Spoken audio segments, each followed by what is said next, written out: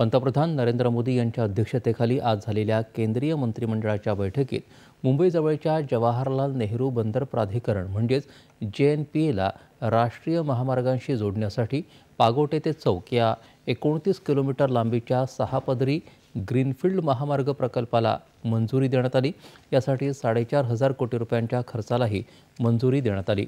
हा रस्ता मुंबई-पुणे महामार्ग तसंच मुंबई-गोवा महामार्गाशी जोडला जाणार असून त्यामुळे मालवाहतूक सुलभ होईल अशी माहिती केंद्रीय मंत्री अश्विनी वैष्णव यांनी आज दिली। JNPT जो कि हमारा देश का सबसे बड़ा कार्गो कंटेनर कार्गो पोर्ट है, कंटेनर पोर्ट है, उसके कनेक्टिविटी के लिए 4,500 करोड़ 4,500 करोड़ रुपीस का एक नया 6 लेन हाईवे बनाने का आज फैसला किया गया है।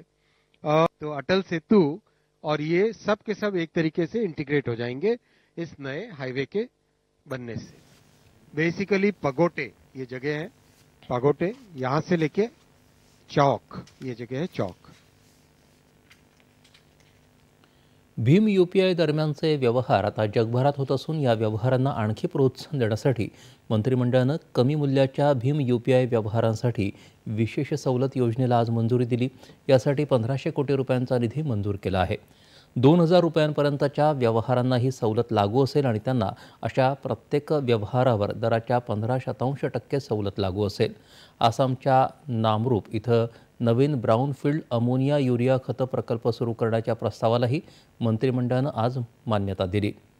दुग्ध विकासासाठीच्या राष्ट्रीय अभियानात सुधारणा करण्याच्या प्रस्तावाला मंत्रिमंडळानं मंजुरी दिली।